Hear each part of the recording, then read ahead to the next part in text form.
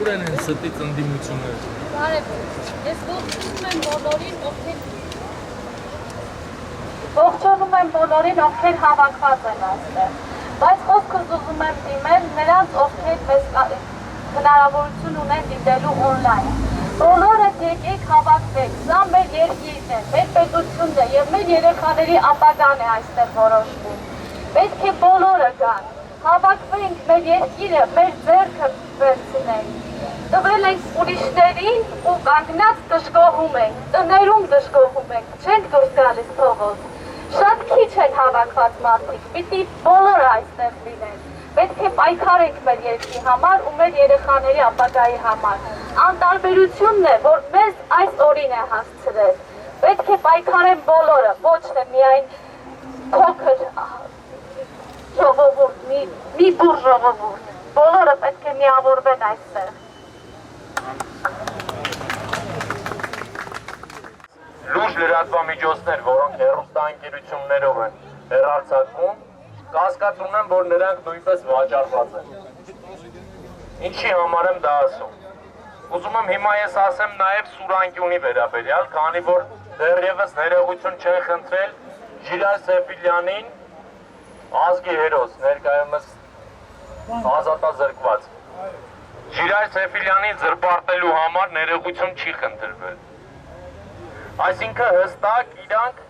ինչ-որ մեկի պահանջն են կատարածում ու հեռուստաընկերություններով լցված այդ ամբողջ աղբը։ Արժե համակարգը փոխվել ժողովուրդ, դրա համար էլ հիմա մեր կողքը այդքան շատ չեն մեր ընկերները, որտեղ արժե համակարգ են փոխել, նույն այդ սերիալներով, նույն այդ հաղորդումներով, նույն ապատեղեկատվությամբ ժողովրդին ինչ-որ մատուցում են, սխալ է տեղեկությունները, դրա արդյունքը սա է։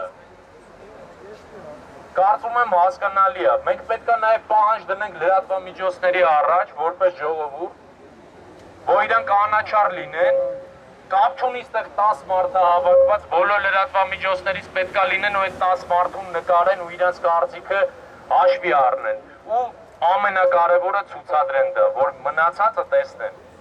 Իսկ ինտերնետը մեր երկրում եկեք ինչ կանել, որ զարգացում ենք իբրև էլի ճակերտավոր զարգացում ենք գնում։ Մեկը ժողովուրդ, մեծ մասը այդ ինտերնետով չի հասցնում հետևի, կամ ժամանակ չունի, կամ չունի ուղղակի այդ հնարավորությունը, կարող է կապը թույլ է, մի խոսքով չասեմ, թե ինչ պատճառներ կարան լինեն, այսքանը։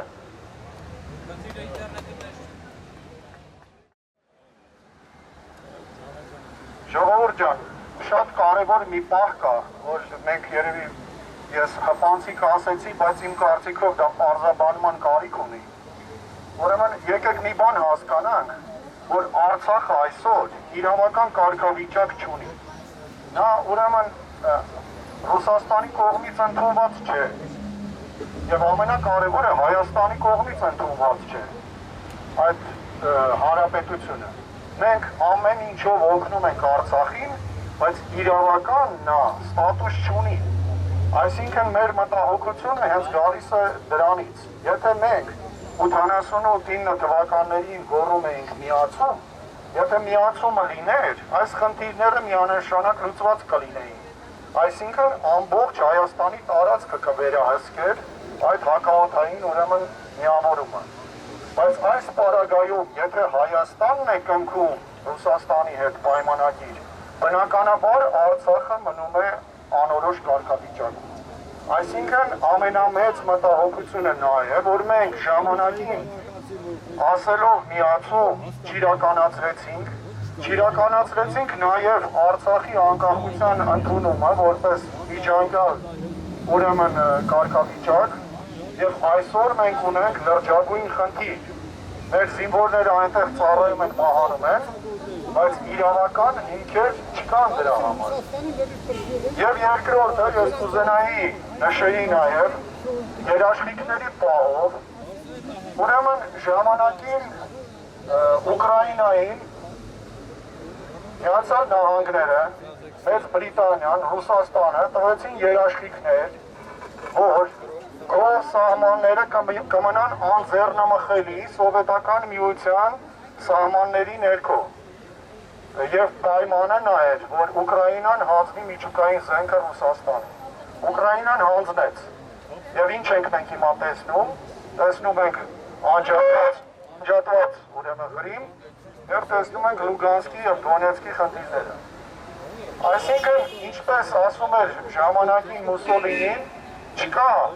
հավերժ պայմանագրեր չկան, կան ազգային շահեր։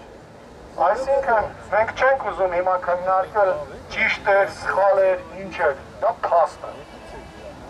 Փաստ է նա, որ մեծ պետությունները երաշխիք տվեցին եւ այսօր Ուկրաինան զրկվեց իր տարածքների մի մասից։ Այսինքն, ինչ երաշխիք մեզ պետք է տան եւ ով պետք է տա, Էր Աստվածը պետք է իջնի մեզ երաշխիք տա, որ հավատանք։ Թե Թուրքին պետք է հավատանք, որ մարդկանց գլուխ է կտրում։ Սա է ուզում ասեի, ինձ թվում է սա մտահոգության շատ մեծ առիթ է տալիս, որ այն մարդիկ, որ մեզ կասեն երաշխիքներ են տալիս, մենք նրանց շատ լավ հիշեցնելու բաներ ունենք։